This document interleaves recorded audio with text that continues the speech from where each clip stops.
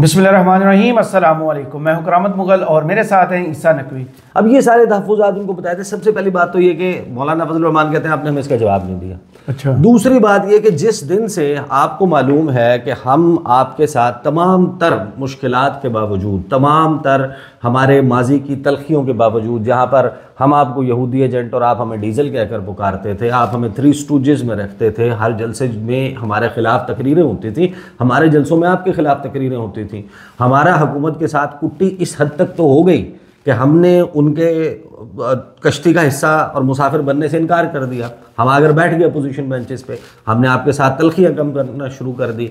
आपने भी बहुत उसके रेसिप्रोकल स्टेप्स लिए, लेकिन उसके बाद क्या हुआ? आप हमें किसी भी बात का ऑन बोर्ड नहीं रखते। ख़ास तौर पे मौलाना ने शिकवा ये किया है कि भाई ये जो कौमी सलामती कमेटी का इजलास था, आप हर जगह हमें रुसवा कर रहे हैं।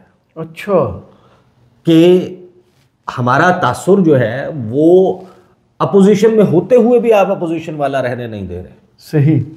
हमारे ऊपर लेबल और छाप जो है वो हुकूमत की बी टीम की आप लोग लगा रहे हैं। उन्होंने कहा कि हमें मशवरा हमसे करना तो दरकिनार, आपने हमें इतला देना भी मुनासिब नहीं समझा। हम ये रात तक हमारे इल्म में ये था कि आप लोग, आपके 14 लोग अटेंड कर रहे हैं कौमी सलामती कमेटी का इजलास। सही। अगर हमें यह मालूम होता कि आपने सर्टन ग्राउंड्स पर उस इजलास में शिरकत से इनकार करना है, तो हम अपनी पॉलिसी को अलाइन करने की कोशिश करते, या हम आपसे कायल हो जाते या हम आपको कायल कर लेते। सही।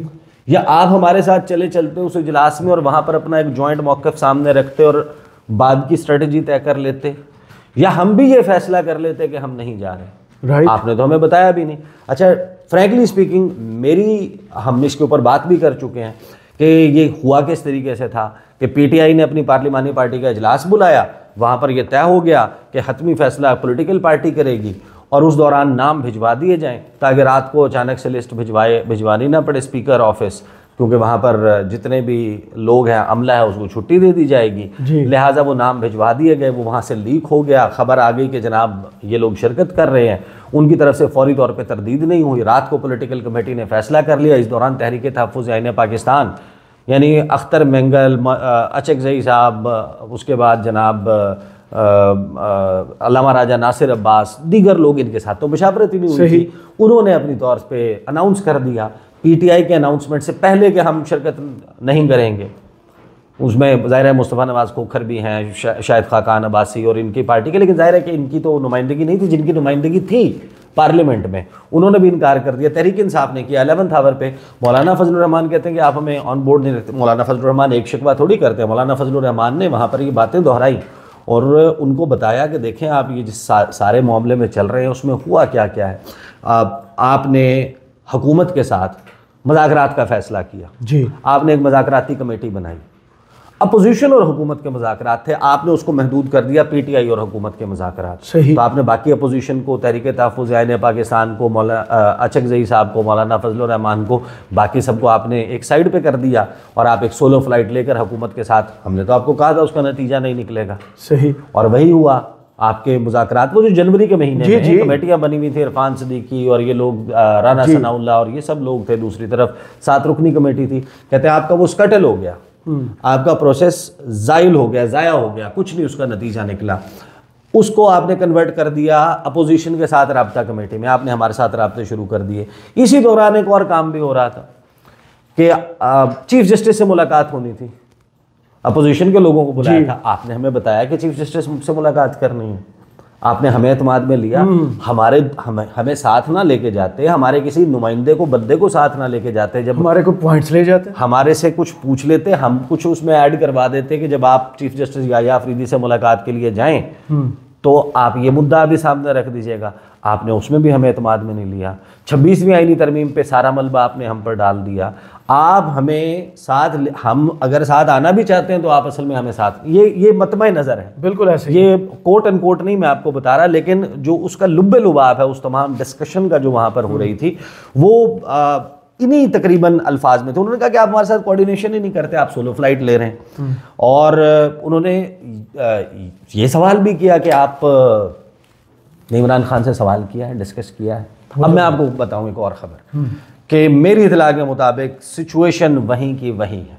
सही। आपको याद है कि वो मुलाकात गालिबन इस मंगल जो गुजरा मंगल है, इससे पिछले मंगल जी के बाद मैंने आपको बताया था कि जब जाके इमरान खान से मुलाकात की, उससे एक रात पहले क्योंकि मौलाना अब्दुल गफूर हैदरी और कामरान मुर्जा के साथ मुलाकात हुई थी, सेनेटर कामरान मुर्जा से, और उनको ये तहफ़्फ़ुज़ात बता दिए गए थे, गए भी सलमान अकरम राजा और वो, और इमरान खान का जो मुकालमा था वो जो मेरे तक पहुंचा कि वो यही था कि इमरान खान ने मौलाना के हवाले से पूछा, इत्तेहाद के बारे में पूछा, तो उनको ये कहा गया कि मौलाना के छोटे छोटे मुतालबे हैं। अच्छा। तफसील नहीं बताई गई, डिस्कस नहीं किया गया, जवाब नहीं इमरान खान से लिया गया, और वो जवाब मौलाना को कन्वे नहीं किया गया। यानी उसके बाद अगला मंगल भी गुजर गया। उस मंगल पर भी इमरान खान को क्लियर टर्म्स में मौलाना के जो तहफ़्फ़ुज़ात और मुतालबात हैं, ना वो इमरान खान को कन्वे किए गए, ना उनके ऊपर सॉलिड डिसीजन लिया गया इमरान खान से, जो कि मौलाना को कन्वे किया जाता और इसी रमज़ान के महीने में ये कट्टा कट्टी निकल आता, ये तय हो जाता कि भाई मौलाना साथ हैं, विद मौलाना और विदाउट मौलाना। अच्छा। तहरीक हमने चलानी है, नहीं चलानी है तो किस सूरत में चलानी है, ये चीज़ें तय ही नहीं हो पाई। अच्छा। अब ये देखें, इसमें जाहिर है कि एक बेनिफिट ऑफ डाउट आप ये दे सकते हैं कि भाई दरमियान में हो सकता है कि कान में खुसर पुसर की और इमरान खान ने कोई ऐसा इशारतन बात कर दी हो, लेकिन मौलाना तक जवाब नहीं आया। सही। मौलाना को नहीं क्लियर टर्म्स में बताया गया कि जी आपने ये मुतालबात किए थे इसके ऊपर। लेकिन इस दौरान मेरी इतला ये है कि क्वाइटली मौलाना को एक मैसेज जो है वो अली अमीन गंडापुर की तरफ से कन्वे किया गया।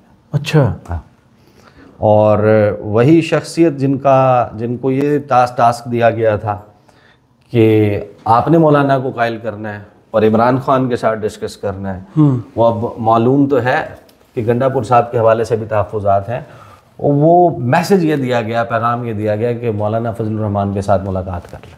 सही। 1-on-1 बैठ के शिकवा शिकायत कर लेते। सही। अली अमीन गंडापुर और मौलाना फजलुर रहमान की मुलाकात हो जाए।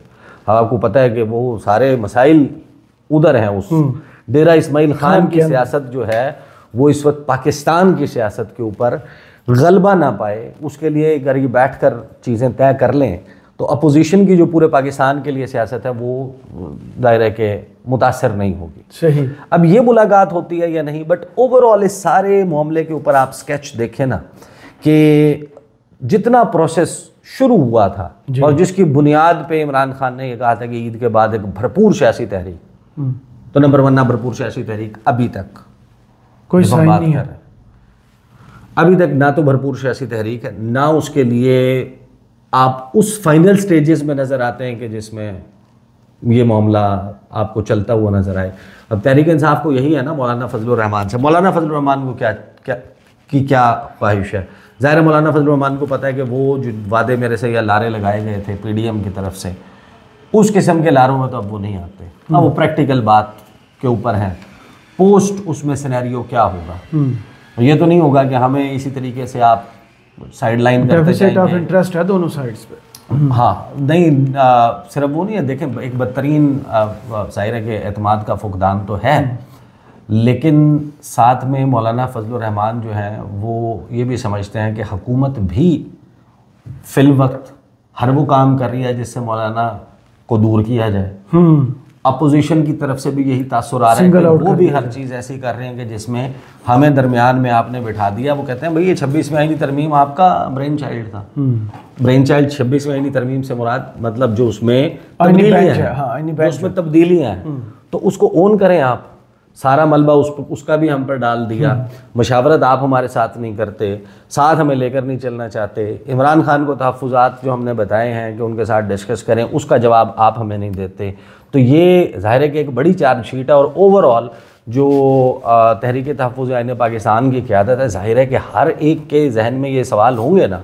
अब फॉर एग्ज़ाम्पल यानी इस कश्ती के अगर मुसाफिर हैं सारे, मिफ्ता इस्माइल का आपने क्या करना है, आपने शाहिद खाकान अब्बासी साहब के साथ क्या सेटलमेंट करनी है, क्या मुस्तफ़ा नवाज़ खोखर के साथ सेटलमेंट होगी, क्या होगी बलूचिस्तान के लोगों के साथ, महंगल साहब, महमूद अचकज़ई साहब। तो इन सब चीज़ों को लाने के लिए अब सवाल वाहिद ये रह जाता है जब आप ये कहते हैं ना कि अच्छा ये चल रहा है और तहरीक इंसाफ की जेल से बाहर मौजूद क़यादत इसका हल नहीं निकाल पा रही, तो इसके दो पॉसिबिलिटीज़ हो सकती हैं। एक कि आप में कैपेसिटी नहीं है। अगर आप बहुत हल्का तबसरा करेंगे, आप इसको टोन डाउन करके बात करेंगे, अच्छा यार इनमें इसकी तो कैपेसिटी नहीं थी कि ये कर पाते। सही। दूसरा फिर इसका जाविया वो ख़तरनाक वाला है कि ये डेलिबरेटली हो रहा है और इमरान खान जो हुकूमत भी इल्ज़ाम लगाती है बिट्रेड एंड चीटेड। अब मामला उसके कहीं बीचों बीच है।